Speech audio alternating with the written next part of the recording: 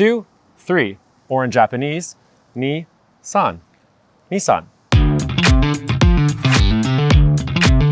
The Nissan Leaf was the original cheap EV way back in 2011, but now it's 2025 and a lot has changed. You can now get an EV for around $35,000 that offers in excess of 350 miles of range, like the Chevy Equinox EV did in the Edmunds EV range test. So how does this, the all-new 2026 Leaf, stack up? Let's find out. Most notably, the Leaf is no longer a true hatchback. Instead, it's been transformed, like just about everything else these days, into a crossover. It's got a lifted ride height and this sloping roofline that gives it that more crossover-y SUV look. Now, those looks do also hint at one disappointment that I'm gonna touch on later. To my eyes, this styling looks more like a mashup of the Aria and Kicks SUVs in Nissan's lineup, more so than it does the outgoing Leafs, or Leaves? Like the outgoing Leaf, the new one has a really distinctive wheel design. These are 19-inch wheels, and I really like them. They're also the biggest that's ever been offered on a Leaf. Plus, we've also got these really angular, sharp headlights up front with a light bar across the width of the front end. Like I said, the new Leaf is no longer a traditional hatchback shape. Instead, it's been replaced with this, which is the same kind of blobby, amorphous, anonymous design that we see in a lot of pseudo-crossover EVs. Now, there is a benefit, and that comes in range, which we'll touch on later, but at what cost? You see, when we look at the new Leaf, we have to also look at its competition. The cute, affordable EV market is way more populated now than it was when the Leaf first came out. We've got things like the Chevy Equinox EV, the Hyundai Kona Electric, Kia Niro EV, and even the Tesla Model 3, all of which have their own distinct styling cues.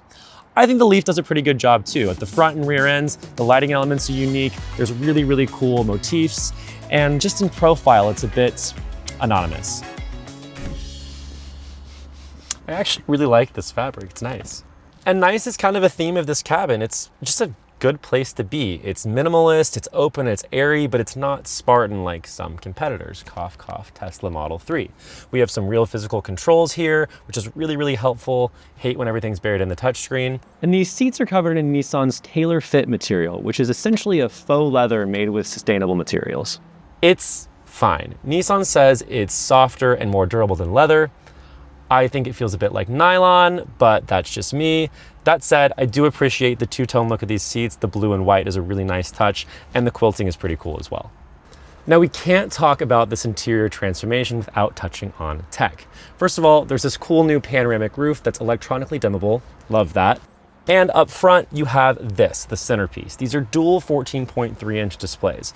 And standard on the Leaf is dual 12.3-inch displays, but higher trims get these big, nice, crisp, responsive screens. So it's not just the hardware that's impressive in this car. You also get full Google integration in higher trim levels like this Platinum Plus model. What does that mean? As long as you're within the free trial or paying for the subscription, you get full Google integration. That's Google Maps, Google Assistant. Anything you can name, you got it here in this car. All that being said, there is one pretty disappointing tech omission here, and that's the lack of Nissan's Pro Pilot Assist 2.0 hands-free driving assistant for the highway. It's available in the larger Aria, and it's a really good system. We've been seriously impressed with it in previous tests, and other competitors like the Chevy Equinox EV offer things like GM's Super Cruise, another hands-free driving assistant that also work really well. So it's disappointing to not have it here in the Leaf.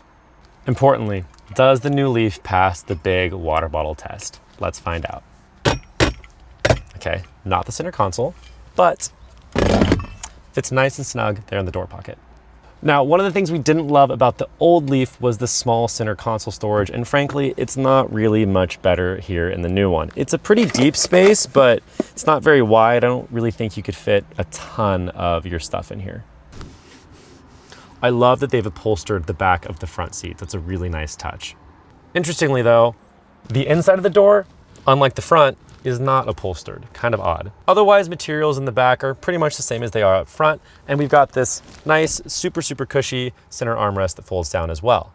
However, in terms of space back here, it's not exactly what I'd call roomy. I'm 5'11", which is nothing crazy, and my head's brushing the ceiling, and I don't really have a ton of leg or knee room back here. In terms of tech, we've got 2 USB-C ports, a nice AC outlet down there, and even heated back seats in this Platinum Plus model. Okay, so get this. In the right configuration, the new Leaf has up to 4 times as much range as the original model. It's up to 303 miles of Nissan estimated range. And that's also 90 miles more than the most range you could get in the outgoing model. So where does all that range come from? Well, the big answer is battery capacity. We've now got a 75 kilowatt hour unit here as the larger of the 2 battery packs. So that's about 25% larger than the biggest battery you could get in the outgoing model. And that, combined with the now more aerodynamic design, that range number starts to make more sense. It's important to remember though that 303 mile number is for the S Plus model only. Now that's the base trim with the least amount of features, but with the upgraded battery pack. Once you start stepping up the rungs a little bit, that number decreases. It's actually only 259 miles in the most expensive, most highly optioned Platinum Plus model that you see here. And that's due to the fact that we've got bigger wheels, more features, and therefore more weights. Like I said, these numbers are all manufacturer claims. As soon as we get our hands on a Leaf, we'll put it through the Edmunds EV range test to get our own real-world range numbers.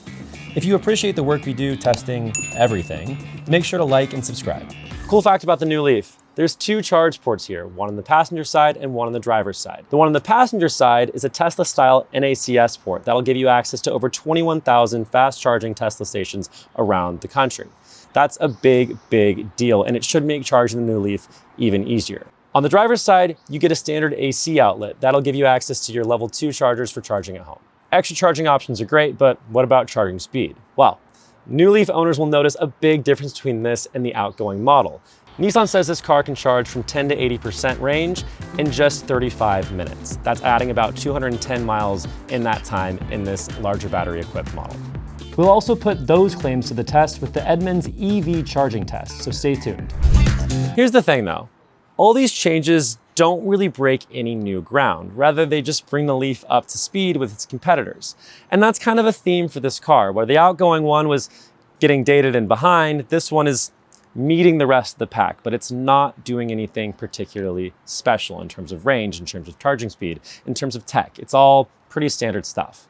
Plus, there's one more disappointment that I touched on earlier when I was talking about the styling, and that's the fact that despite Nissan calling this a crossover SUV-esque vehicle, you can't get it with all-wheel drive. You can only get it with one motor at the front axle, meaning this car is front-wheel drive only.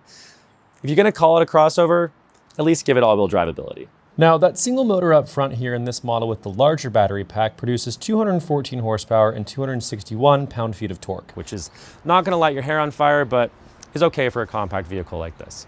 Nissan says the new Leaf will go on sale in the fall of 2025, and we don't have pricing just yet, but the brand does claim that it'll remain one of the most affordable EVs on the market. And that's the lowdown on the new Leaf. Thanks for watching, and make sure you hit that like and subscribe button below for more content like U-Drags, car reviews, first looks, and everything in between.